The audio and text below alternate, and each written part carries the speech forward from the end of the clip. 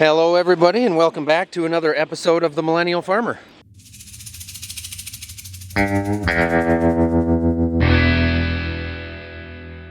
I'm your host and actor, Zach Johnson. Here with me as always, a couple of numbnuts. Train was saying hi. Now that the yard is completely dried up and we don't have any mud around here, I'm gonna fire this truck up, open the tarp, and start pulling some soybeans out.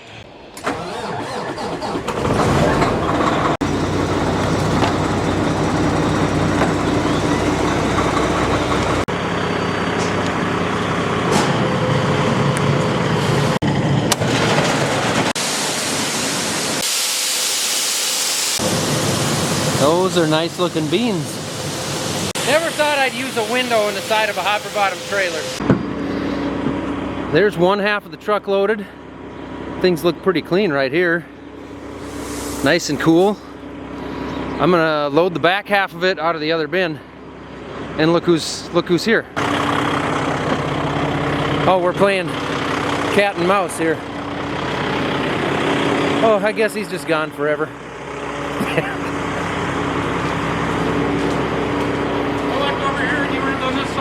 Back there. Oh, yeah, we both did the opposite. Yeah. How did it go? Looks really nice in the front. I pulled out of the 20. Okay. So I was going to load the back now out of the 30 and see how that looks. Oh, okay. I saw the beans just trickling out of the spout. That's because I shut it off, yeah. Already. No, I just shut it down. Good deal.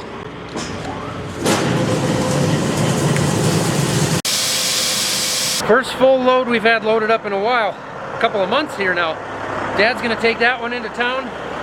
I'm gonna load truck number 2. Nice and sloppy. Uh-oh. Come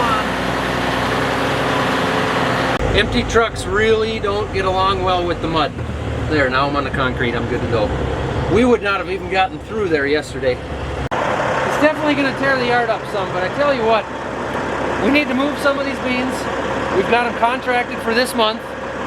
And that's gonna be much more dry here in the next couple of days. Plus, empty trucks really don't wreck that much. They'll cut in a little bit, but it's the full trucks that really do the damage. And it's dry going that way. The township road is completely dry. I'm not worried about it. There's load number 2. Also looks pretty good. I'll bring it in and get my $17 a bushel for it. I kid. Also, I have to put some air in a tire first. Semi trucks are a constant pain in the neck. Chilly out here when you get in the wind. Too warm for a coat, too cold for just a hoodie.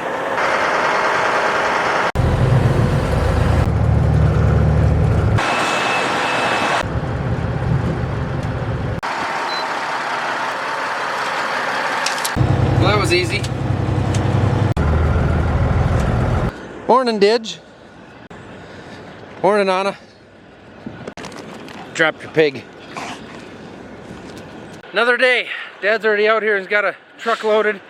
We got one of those bean bins that has slowed down quite a bit, so we're gonna hook the skid steer up and spin the sump saver over the sump and chop that up, get it going again, hopefully. For those who don't remember, the sump saver is the blue knife choppy dealio thingamajigger that goes inside the bin, over the sump, and it's got rotating knives on it. And then when we get a chunk of something stuck in there and the sump slows down, we can hydraulically turn that on from out here because we have hydraulic connection points on the outside of the bin.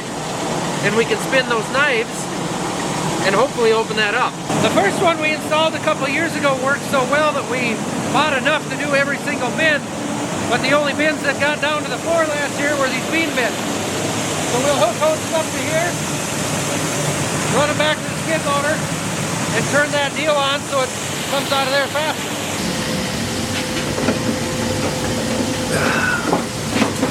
Oh, come on.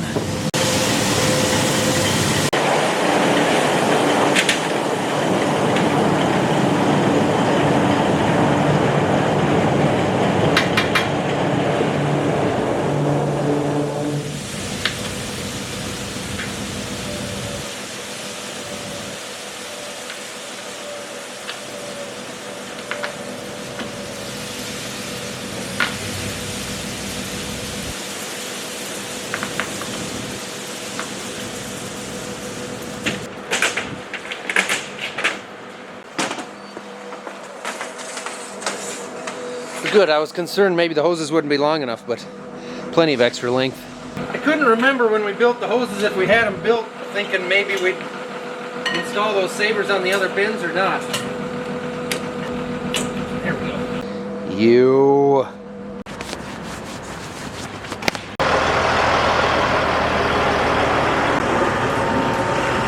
I think we turn that bin on and just rotate it, see if it opens up. Should we see how much is coming out here and then run it and see how much more is coming out after we run it? Yeah. It's still coming out. That's not real fast. It's not real slow, but it's not very fast. I'm guessing it's only running at about half speed, so we'll hopefully fire that up and it'll open up.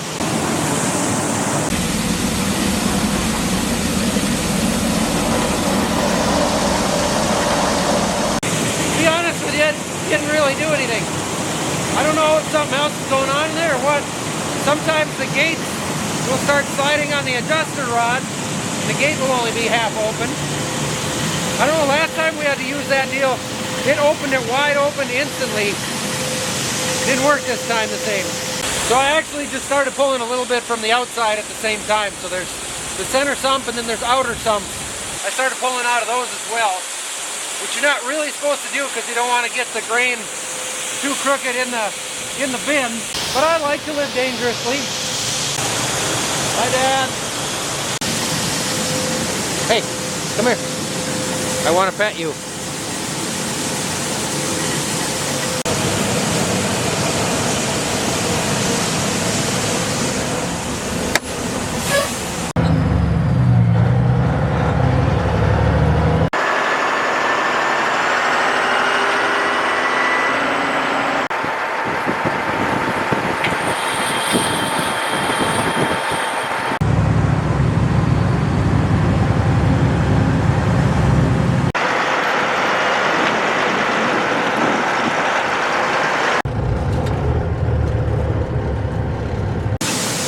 Colton is going to come out at 2 o'clock and we're going to get things set up with that gator.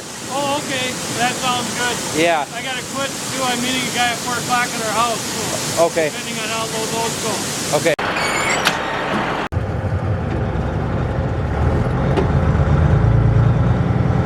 The grass is even starting to turn green now. I like when that happens.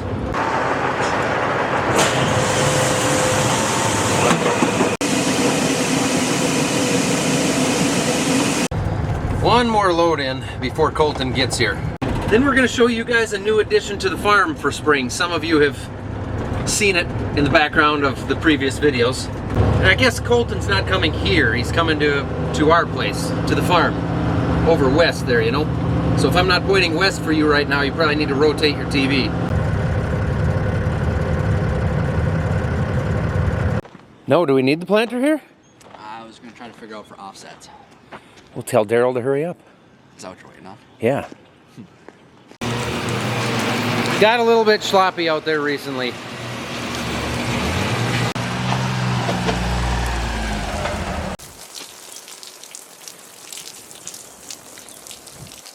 We didn't get enough rain to amount to anything, but it's enough.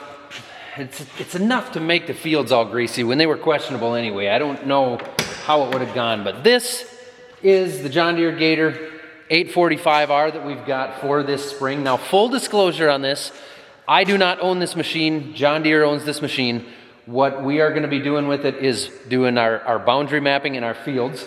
So it has got the same monitor with the same technology as what's in the tractors. It's got the modem under the seat, and it's got everything, including the GPS system that we run in the tractors. Basically, I'm going to be going in here and starting boundaries, recording boundaries. I'm just going to cancel that out for now, but it's going to record the boundaries for our fields. And then it's going to give me an auto path line. It's also going to be autonomous ready, so we can keep this boundary for years. And when we get an autonomous tractor set up and going, it can use this boundary to know exactly where that field is at. It will plant exactly along the edge of that field. However I set it for, it will till along the edge of that field. It will follow those lines. For harvest, it'll do everything based off of those boundaries, and I can record interior boundaries as well. So we've got some basins that we don't farm over. They catch water. for the purpose of stopping erosion. They've got grasses on top of them that we don't want to farm over, so I can put the boundaries there so that the sprayer will shut off around them, or the planter can go around them if we've got it set up for autonomous.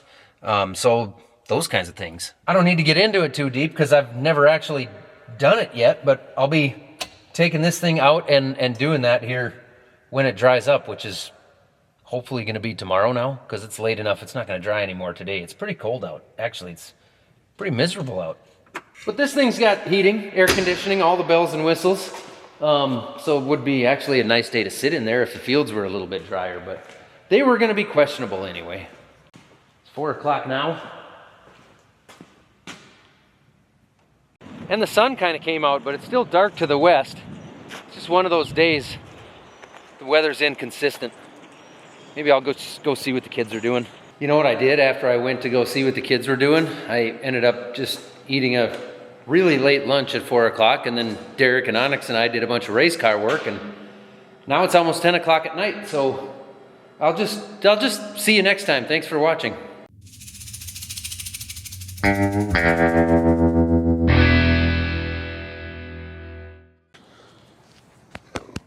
Good night, Anna.